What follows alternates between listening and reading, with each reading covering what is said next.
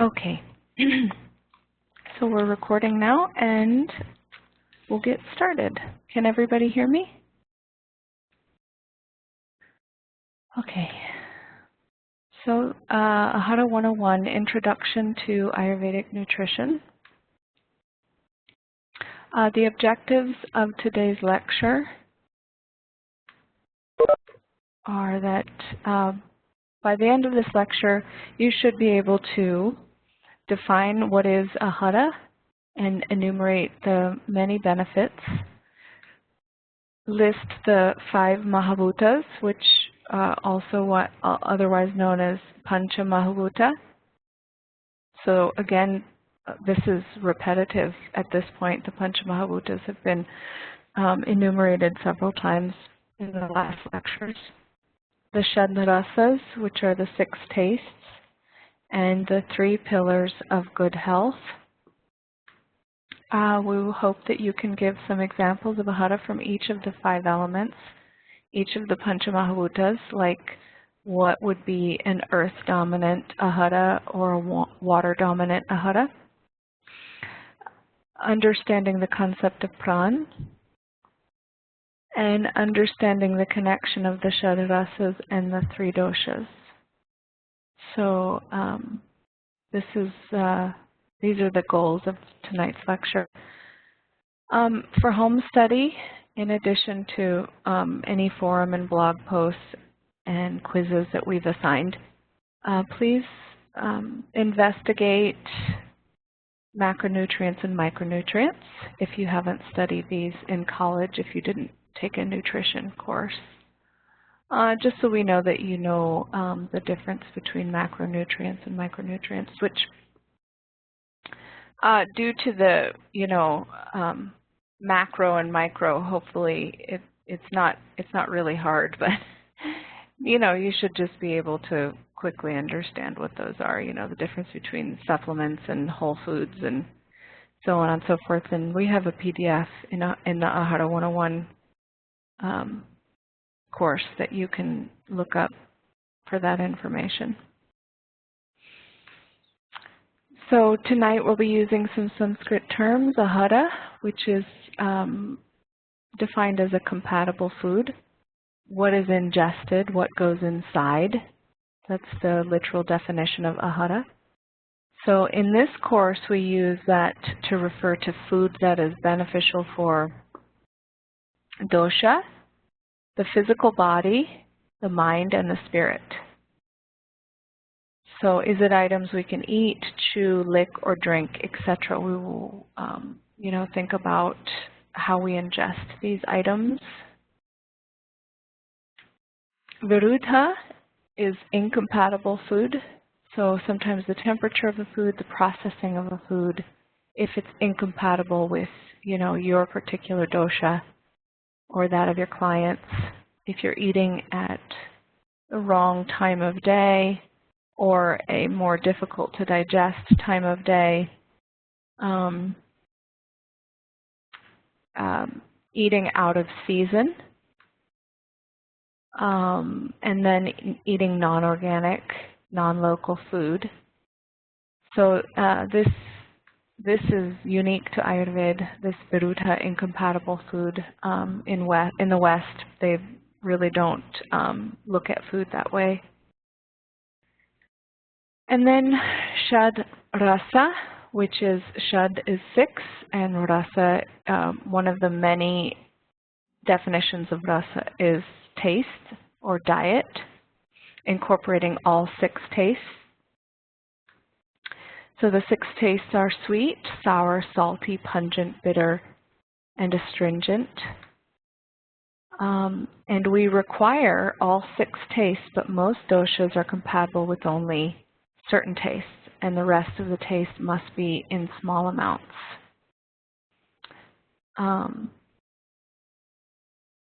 So, we'll go into depth about what that means, and like the first statement says, we all need all 6 of the tastes. At some point in time, we should not go without, but depending upon what our dosha is, or the season, or the time of day, or, or if we're having a current imbalance, which is vikrut, then we may need to take into consideration the amount of food that we would, of a certain taste that we would take in.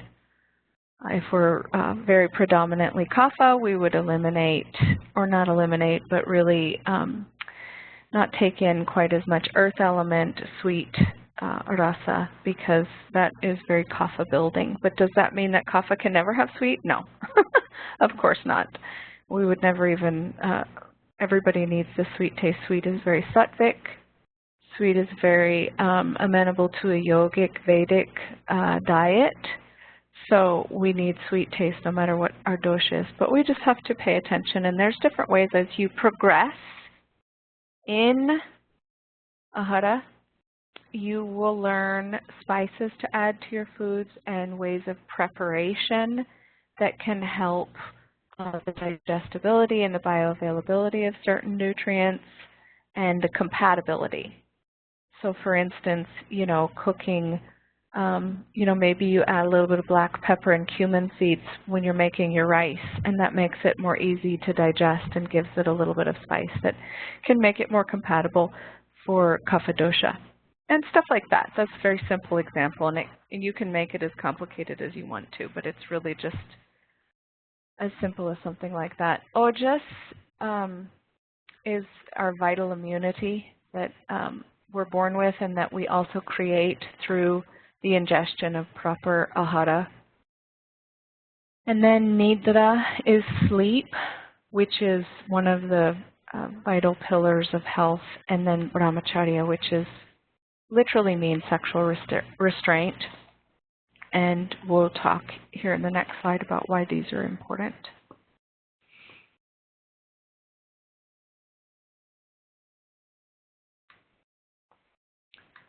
So the three pillars from an Ayurvedic standpoint for the maintenance of health and wellness are Ahara, which we will be talking about today, Nidra, and Brahmachari, which is celibacy. And I feel like from an Ayurvedic standpoint, this is common sense why these would be pillars of the maintenance of health. What we ingest can literally be either poison or you know, therapeutic healing to us, depending upon how it's processed, how it's prepared, what our current state is, and so on and so forth. Eating too much of something, you know, there are certain Ayurvedic herbs that are poisonous, but when prepared a certain way, which you have to do very, very, you know, long studies to learn how to prepare them properly, can actually affect deep healing within the body that you can't get anywhere else. So anything we're putting into our mouths and we're digesting and assimilating is very important to the proper functioning of not just the physical body, but also the mental and the spiritual body, because we are affected, you know, by the energetics of the food we eat, by the time of day that we're eating it, by our ability to digest it, by who prepared it, or by whether or not we prepared it in a state of peace and gratitude, or if we prepared it angrily or begrudgingly. So much goes into what, you know, the energy that comes in through the food that we consume. If we're eating foods that are very, we know, Pandit Mitchell's lecture on the three gunas. Do you guys remember this? I'm going to type these in real quick. Sattva, Raja, and Tamas. These three gunas, these three qualities of the mind, are also found in the food that we eat. So if we're eating a lot of tamasic food, this is very dull, ignorant, lazy, lethargic, dark, and you know, very disease-promoting types of food. And these would be, you know, overly processed foods, meats and frozen foods and things that are very hard and difficult to digest and bring us down into the lower chakras, into, you know, lower manasic tendencies, and you know, make us, you know, desire not to, you know, really be thoughtful, conscious human beings. So, and if we're eating sattvic foods, if we're eating sattvic foods, which is on the other side of that, you know, this is the mode of purity and love and consciousness. And we, you know, we're ingesting foods that have been prepared with love, that we've offered before we've taken part in, that we have prepared for our families and our friends, and that have been grown, you know, in healthy environments and so on and so forth. So this energy that we're taking in affects the mind, because these trigunas, these qualities of the mind, will then affect how, you know, we use our indriyas, our sense perceptions. And then if we misuse those, then we may begin to eat things we know are not good for us, and so on and so forth. So it's this endless cycle. So what we put into our mouth is very, very, very important. And then, of course, nidra, we know we need good sleep, not only just for sanity, because when you don't sleep well, you get up in the morning and you feel unrested and tired and like you don't want to do the rest of your day, and maybe you get really aggravated with people. But also, you know, scientifically, our bodies at that time regenerate and rejuvenate, and the lymphatic system flushes, and the cerebrospinal fluid flushes, and the liver cleanses the blood, and, you know, the serotonin and all of the beneficial hormones that help us relax and unwind for the day and let go of all the stress of the day are released into the body, and we finish digesting whatever food or thoughts or emotions we need to digest during that time, and we wake up refreshed and replenished. And if we don't do that, Manjalali was talking about ashwagandha on the student forum. I'm sure you guys read it. If we don't do that, then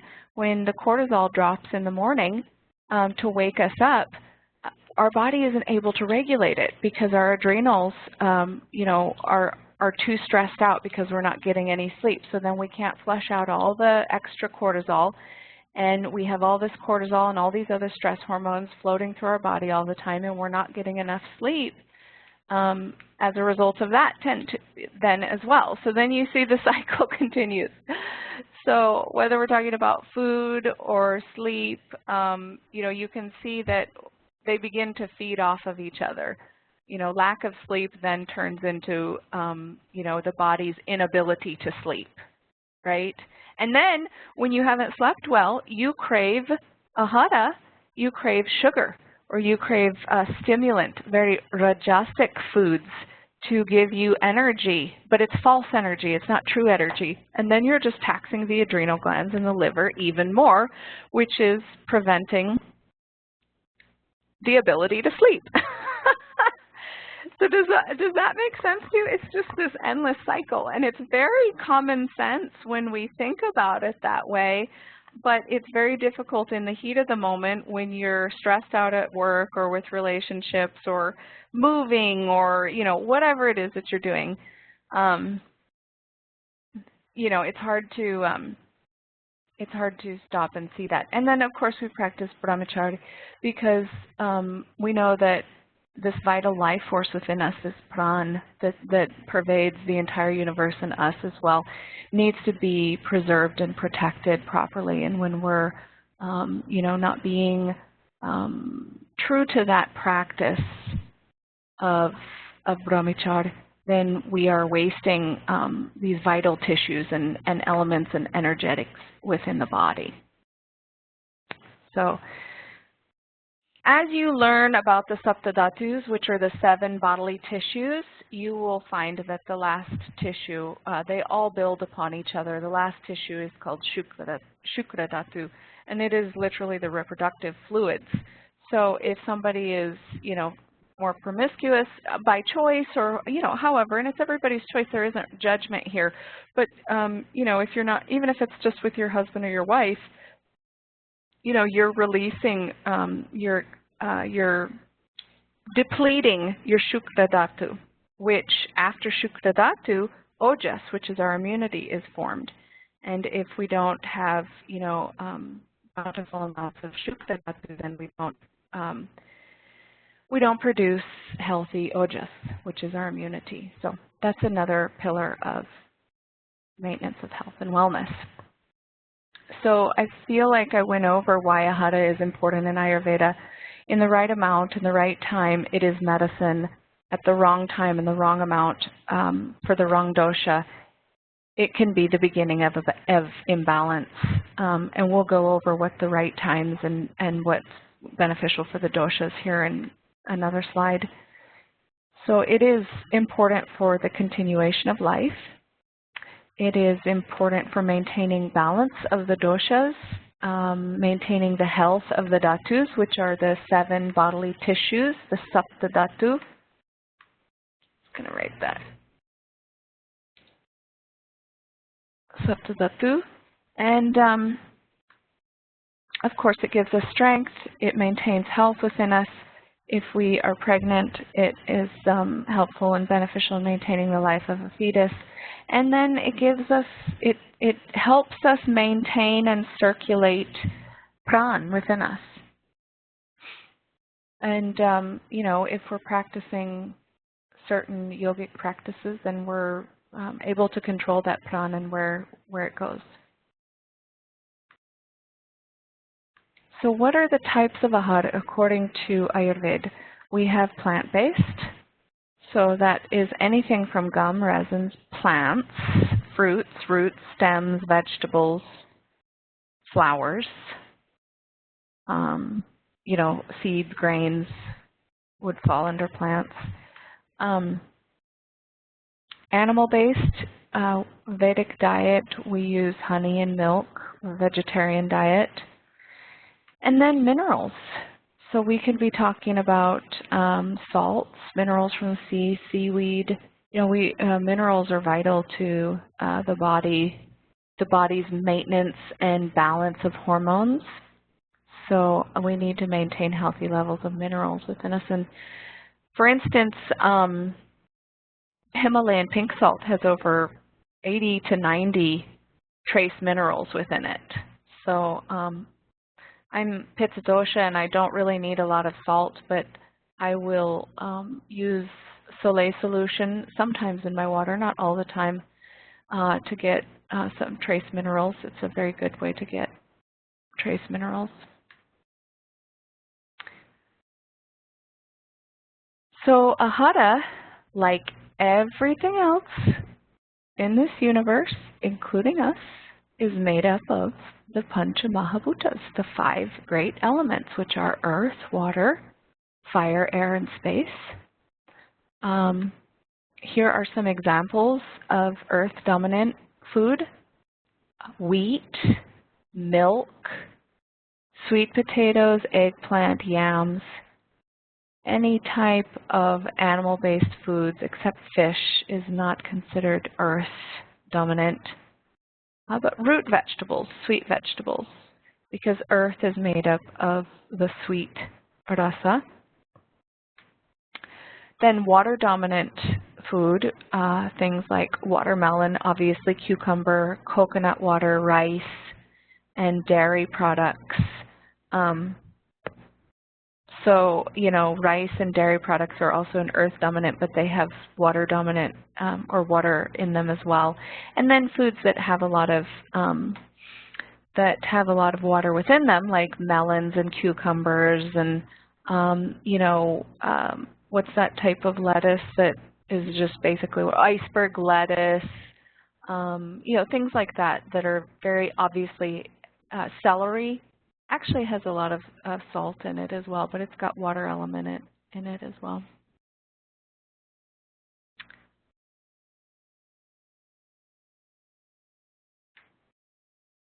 So then fire-dominant Ahadi is things that are pungent and spicy in nature, like peppers, hot sauce, black peppers.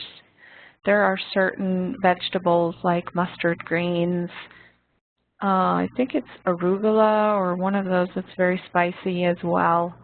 So there's spicy greens as well.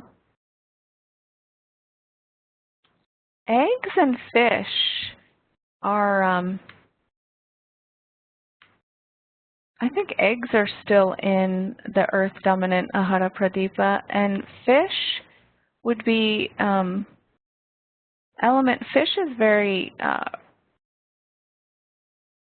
salty maybe and rajasic, so I would think maybe fire and water, yeah, would be the element that they're most heavily in.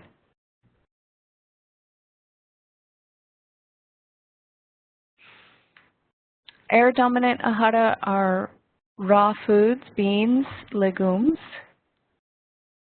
So even though, you know, raw foods like watermelon, coconut, and cucumber all have the water element in them, obviously, as well, anytime you're eating raw food without it being cooked, you get a little bit of this air element as well. Beans have air element in them, legumes. And so we have to be really careful of that for vata dosha because, you know, those foods are more difficult for them to eat, and Ayurveda holds that we should cook most of our food to help in the digestive process and the assimilation, absorption of the minerals and nutrients that are within them through this cooking in healthy balancing oils and spices. And then space dominant ahara are again going to be raw leafy foods. So the more green bitter vegetables have higher space dominant ahara in them. So, and it's important to remember that these are dominant, like so water dominant ahara, but it does not mean that these fruits and vegetables and such do not have the other elements in them as well, because if you remember just from our own study of ourselves, we can't exist without, let's say, fire or air within us. We have to have all 5 of the elements within each of us, and it is the same for food as well. There just may be a predominance of 1 or 2 of the elements. Does that make sense? So, you know, watermelon isn't without earth, fire, air, or space. It's just predominant in water. Does that make sense to everybody? Okay, good. So unlike Western nutrition, Ayurveda is not focused on carbohydrates, fats and proteins, calories, vitamin or nutrition content, as much as we are in the energetics of food. So in order for the food we ingest to be therapeutic, it has to be rich in at least one of these 2 energetics. And the 2 energetics are Prawn and Ojas. And if you have food with a really high Prawn content, then it's naturally going to build Ojas within you. And very Ojas promoting foods will naturally have Prawn in them. So these are the 2 energetics that we really seek to find in our food because they build on each other as well, and they are essential to the functions of life within us. So let's talk more about Prawn. So Prawn, I wouldn't call it, I mean, precursor to Ojas, or they arise from different mechanisms. So Prawn is life force energy that is within this entire universe, right? It's in everything. It's not just breath. It's not just, you know, the nadis and the srotas and the meridians. It's like this whole life force energy. And when we consume foods that have high amounts of this because they're fresh or they're seasonal or they've been prepared in certain specific ways that are, you know, very loving and devoted, then we take that energy in, and that energy does give rise to building more ojas through the food that we eat because it's digestible, and it gives us lots of more, you know, of this energy. And Prawn, Ojas, and Tejas are all, you know, symbiotic with each other. So I guess they, you know, they're kind of sisters. They work together. They arise from similar things, but they are created differently.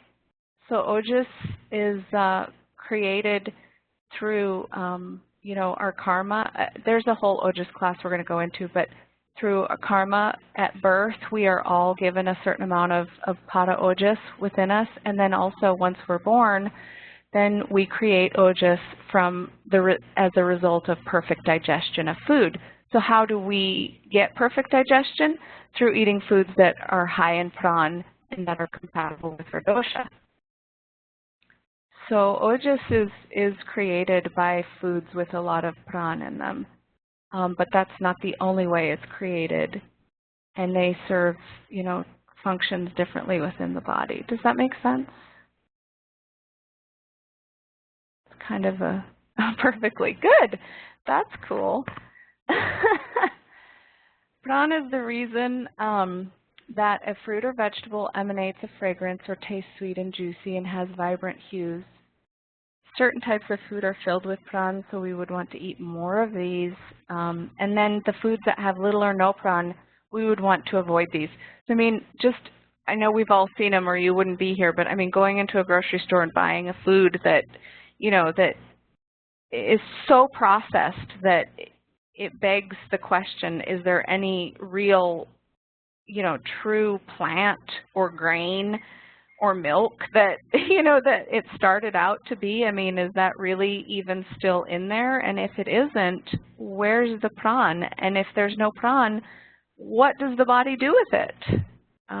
It becomes very difficult to digest, and over time, most assuredly develops into undigested food particles in the body that can create a lot of imbalances.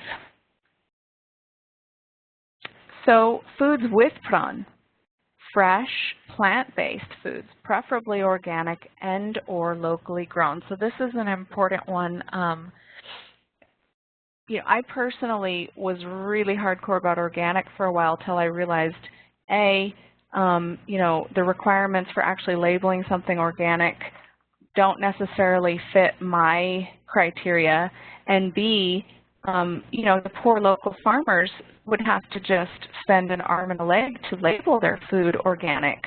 But I choose to support the local farmers here, and so I buy food that is, you know, seasonal, local, and I just get a CSA box, and whatever comes in it, it's beautiful, it's gorgeous, it's got bugs on it, and you know, we're really happy with it, but it doesn't have that organic label. But, you know, not everybody has the ability to get local food. You know, people in New York City maybe can't get stuff, you know, locally made or locally grown.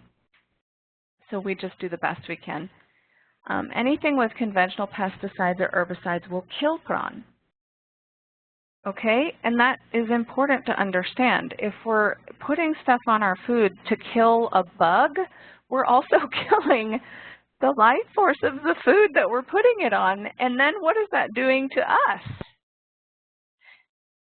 I do think organic means non-GMO, Pradeepa, because you can't have, GMO would not be organic. So you have to consider both, but I think that if you're buying an organic bag of popcorn, say for instance, because corn is one of the most heavily GMO'd foods, or you know, tofu, if you're buying organic, then it's not GMO. But if you're not buying organic and you have a choice, you should buy non-GMO. So foods that have to travel a long way to get to us, they have very little prawn left, which makes sense because, you know, when foods are harvested, there's, depending upon the type of food, now of course there are foods that will, you know, dried grains and legumes and certain seeds, you know, seeds are rich, rich, rich in prawn because, you know, these are the little teeny tiny essences of, you know, these plants, these seeds are, and they carry that genetic makeup within their teeny tiny little bodies. So seeds are amazing and they carry a lot of prawn in them. But still, you know, if you're buying seeds that are, you know, in any way processed, then of course, we're losing prawn or we're getting rid of it altogether. And then food that is freshly cooked or baked is high in prawn. So we know from an Ayurvedic standpoint that there is more prawn in plant-based diets, and there are many health benefits to eating a purely plant-based diet. We believe in vegetarian diet as a Vedic diet, so we will, consume milk and honey from responsibly sourced places. So foods with little or no prawn would include processed foods, frozen foods, canned foods, conventionally grown with all those herbicides and pesticides, fruits and vegetables that are grown far away, leftovers. Why leftovers? Because when you cook the food, there's only, after about 4 hours, that food starts to decompose, even if we put it in the refrigerator, because you've ignited, for lack of a better word, all of those enzymes in the cooking, preparing process. And then when you leave it to set, then it just begins decomposing because it's, all those enzymes have to, begin eating or, doing something with themselves. So that is food that has been refrigerated for a long time as well.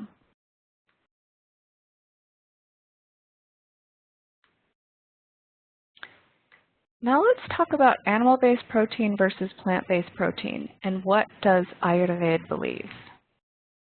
So plant-based foods will naturally be more healing, and they will have more prawn.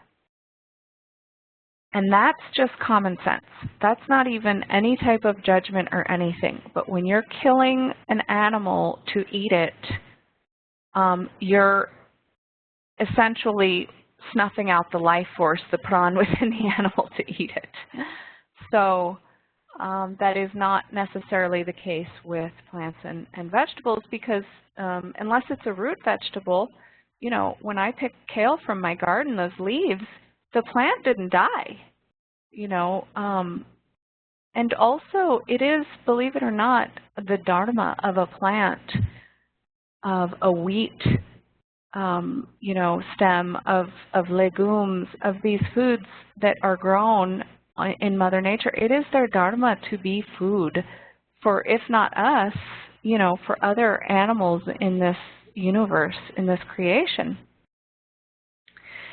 So plant-based foods are easier for the body to digest and assimilate, and they carry positive, beneficial energies with them. And that is another reason, they carry these positive, beneficial energies. So we have to be very grateful, and we have to be very responsible in our growing and our, picking and harvesting of food, because it is a gift of Mother Nature that we have. And, we need to make sure that we're being very reverent of this gift. So as I was saying, animal-based foods are not very healing. They have much, much, much, much less prawn, and they are more difficult for the body to break down, digest, and assimilate. We know that proteins are one of the most difficult molecular structures to break down in general, whether you're talking about animal-based or plant-based, that's true. But animal-based is infinitely more difficult to break down than plant-based protein molecules, and so oftentimes the protein from meat-based diet does not get broken down properly, and then we have all of these excess proteins floating around the body from all the uric acid and the purines in this, and when these float around in the body and aren't assimilated, then they create a lot of degenerative diseases within the body. I mean, arthritis and heart disease, cancer. It causes premature aging. All of these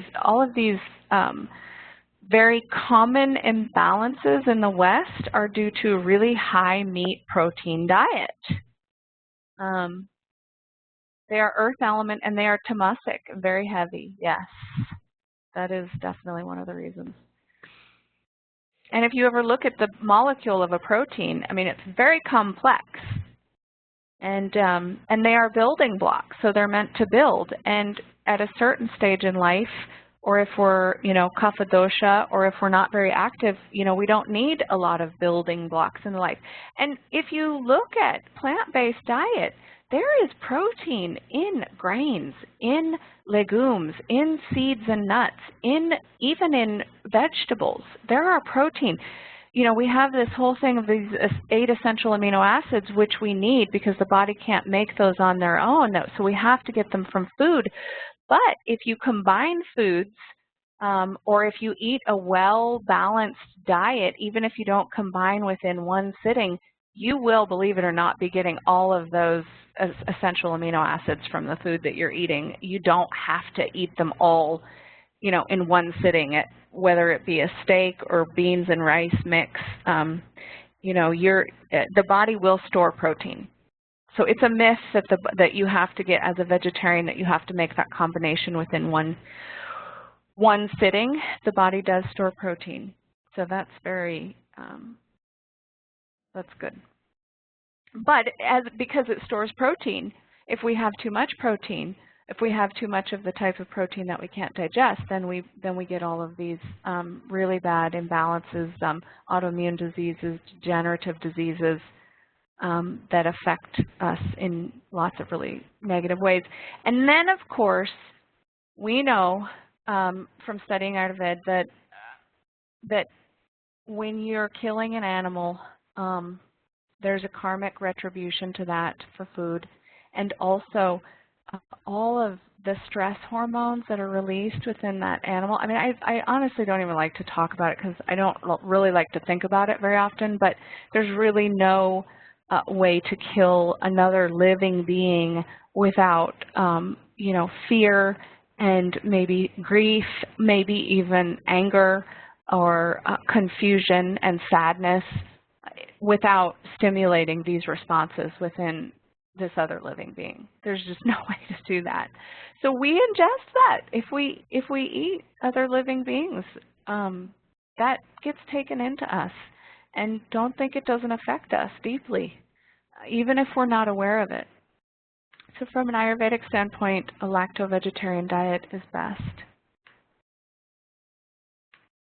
So there is science behind plant-based diets reducing inflammation and improving heart health. The World Health Organization did an epidemiological study that showed that the increase in the risk of several cancers was associated with high consumption of red meat or any processed meat. A study of 27 men with coronary artery disease who switched to a plant-based diet found an improvement in circulation and blood flow through the arteries and a significant reduction in inflammatory compounds such as C-reactive protein and interleukin-6, lowering the men's risk of heart attack and stroke. And, there's not a lot of money that goes into these studies because we have a very wealthy and powerful cattle rancher lobby here that actually doesn't just, have a lot of power here in the West, but has actually expanded and has power all over this planet in countries that aren't even benefiting from all of the things that they're doing. But anyway, so when we do see these studies done, we really have to pay attention, but we also have to pay attention because anybody can do a study and try and assert their belief. What we have to do is take a look at overall the health of Americans and the amount of red meat and meat protein that they eat, processed foods that they eat. And then we have to also take a look at countries that we've gone into that have gotten unhealthier because of us westernizing their eating habits. We need to really think about that. And that's just common sense, thoughtful, conscious thinking.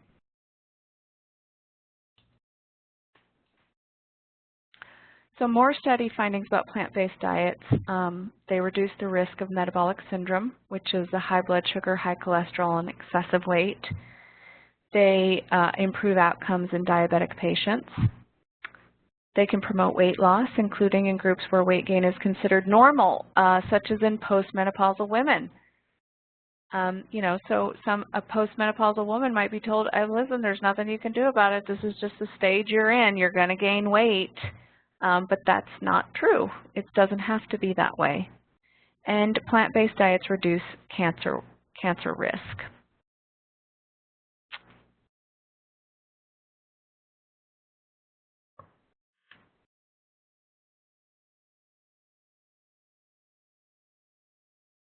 Yes, Jason, for sure. Chinese medicine really believes in what they call, especially for women, blood deficiency.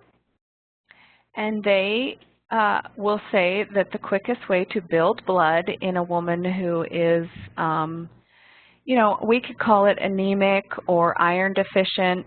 They call it blood deficient. Blood is one of their essential, you know, energetics, along with qi and jing and shen, which are essence and fluids. Blood is one of the essential components of the body.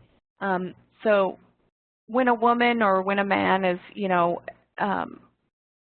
according to them, deficient in blood because maybe they are weak-minded or not strong or showing a lot of anxiety, you know, we would look at it as maybe vata imbalance or pitta imbalance. They look at it as a blood imbalance, and they say that the quickest way to build blood is by eating red meat.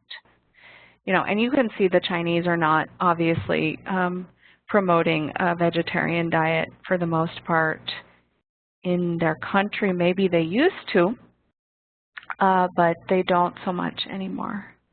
So it is definitely a difference between Ayurveda and Chinese medicine. So Ayurvedic nutrition works on the three doshas, the three doshas, vata, pitta, and kapha, differently. Each dosha has food that is beneficial for it and food which will cause imbalance if eaten, you know, too much in excess. So that's why we don't say everybody can eat the same of everything in all the same quantities. What is good for a vata person may not be great for a kapha person, and vice versa, which is very different from Western nutrition. They say you got to have this much protein, this much carbohydrates, this much milks, and this much fruits and fats, and that's it. And it's the same for everybody, and they don't really tell you how or where to get your proteins and carbohydrates. So it's just very vague, one size fits all, and it's very imbalancing. In Ayurvedic nutrition, each individual has different needs. So we look at the individual uniquely, and then we prescribe and set up protocols for them personally. So here's the introduction to the Shad Rasas. In Ayurveda, there are 6 tastes. They are sweet, which would be, for example, cooked apples and fruits. Dates, beets are a sweet vegetable. Carrots are a sweet vegetable. Any dairy products are sweet. Grains are considered sweet from an Ayurvedic standpoint.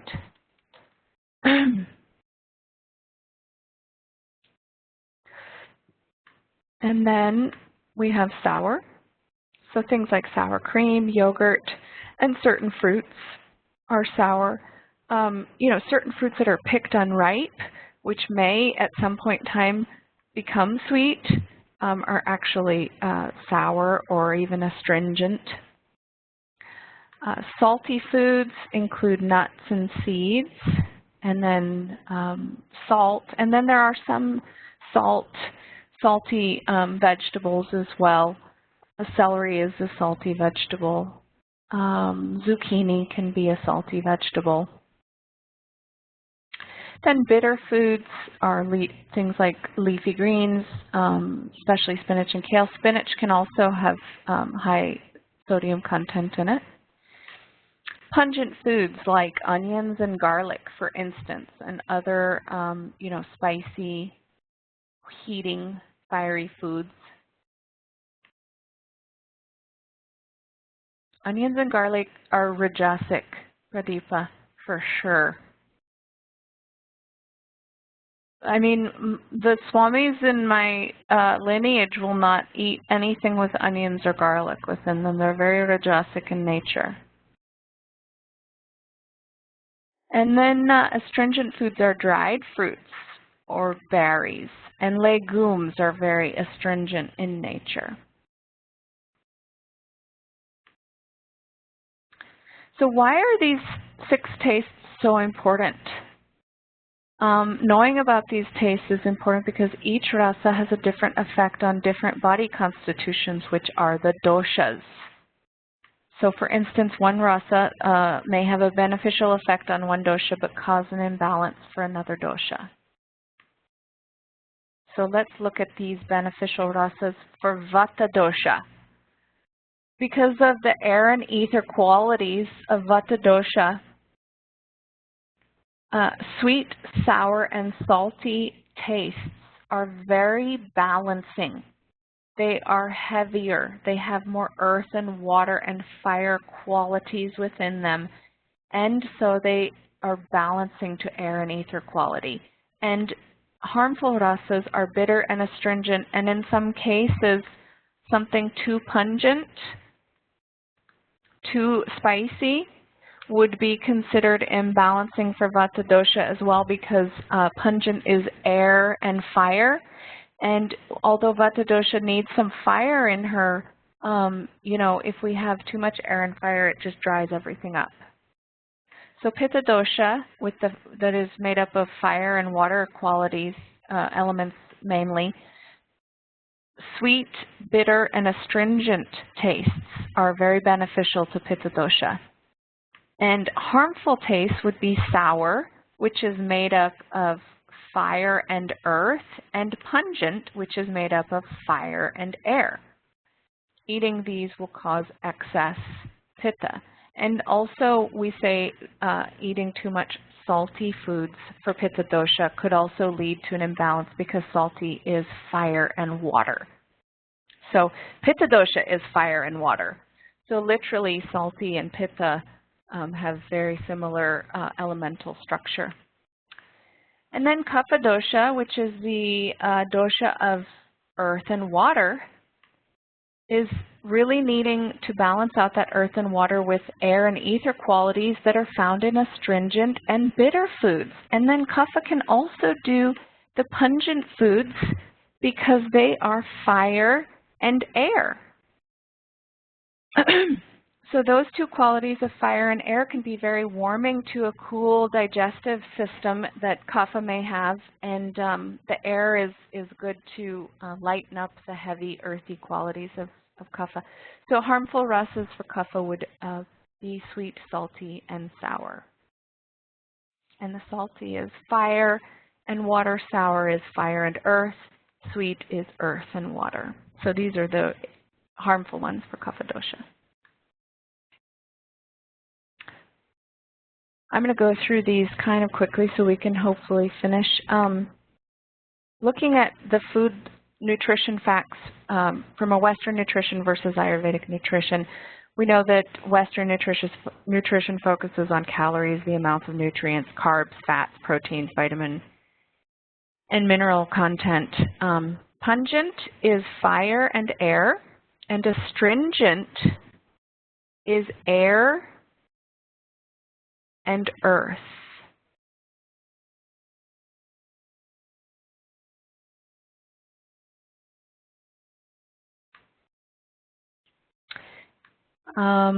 What is not taken into account in a Western nutrition label that would be very important to us? How does it affect the doshas? You know, how does it aggravate them? How does it balance them? Was it organically grown? Is it local? You know, is Prawn high on a scale of 5 to 10? Is ojas, will it be building ojas within us? What are the gunas? What are the qualities? So we haven't talked a lot about gunas yet, but you'll be going into the 10 opposing qualities very soon. And these are qualities that food have. So if you have more earth and water element in a food, they're naturally more heavy, stable, maybe more oily, whereas something that has more fire and air in it would be more light and hot and mobile. So these are opposing qualities, so we would look at that. We would look at the taste.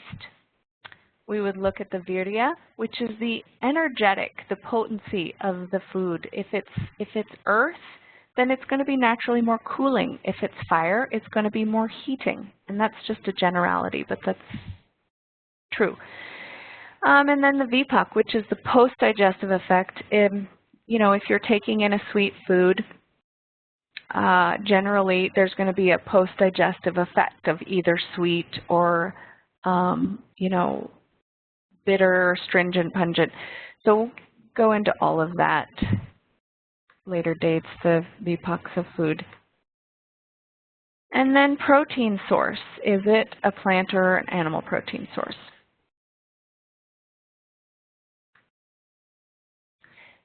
Again, this is the new format for, for what everyone in the West should eat. This amount of fruit, this amount of grains, this amount of vegetables, this amount of protein, this amount of dairy. This is your meal. It does not take into account things like, you know, the things that we would take into account.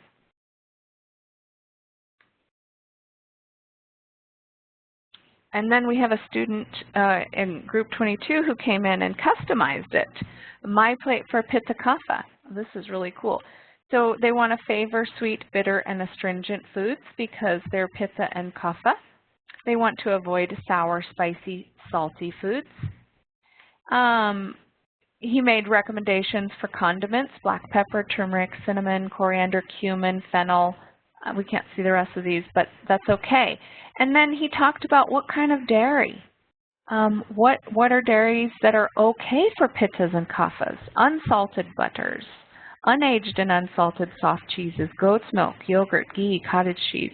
He talked about what almonds and nuts are good for pitta kapha, specific grains that would be balancing. And then he said, really importantly, do not drink while eating.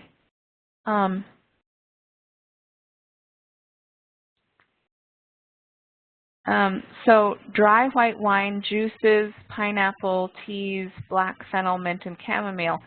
So Ayurveda believes that if we take a drink, if we drink a whole glass of water, you know, right before we eat or right after, then we're diminishing that digestive fire and really not helping out our digestion at all. But if we take small sips of a beverage that's appropriate for our dosha during eating, you know, maybe half a cup, or but just taking small sips while chewing food, then this can be beneficial.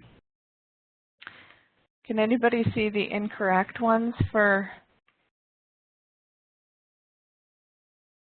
Pitta takes in? Well, yeah, he's also Kapha. So when you're dealing with individuals, more often than not, you know, they're going to have very complex dosha makeup.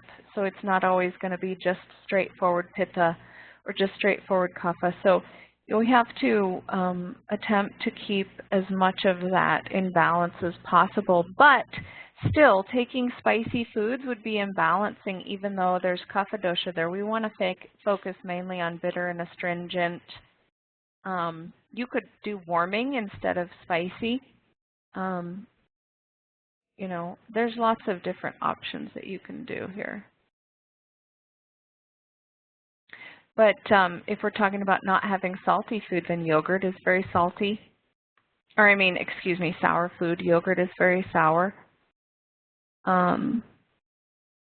Orange is sour. Pineapple can be sour.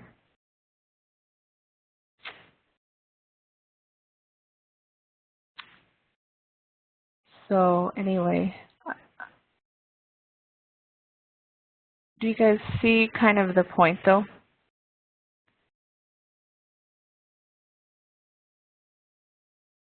Okay.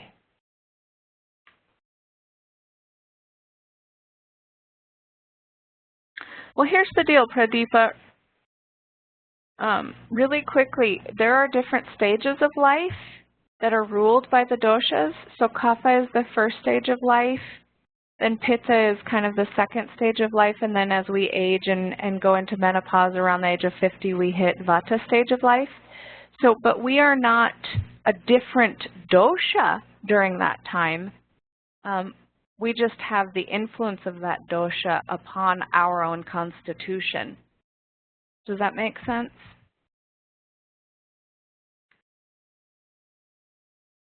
So what are the physical qualities of food? This is another thing we have to take into consideration.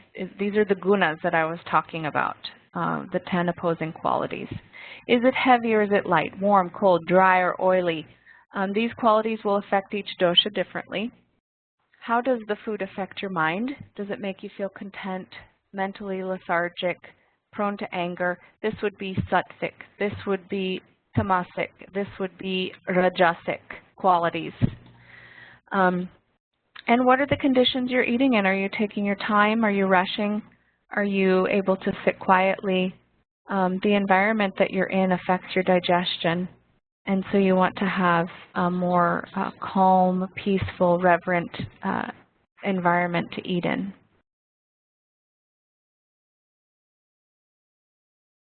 Older people can get arthritis and osteoporosis, sure.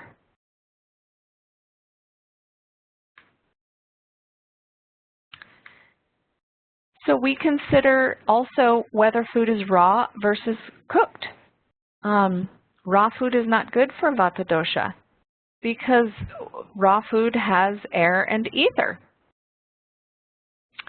And that is the elemental nature of Vata. So, you know, that can be very imbalancing to Vata dosha. And in winter, raw food would increase the Vata imbalance in everyone, whether you're Vata dosha or not.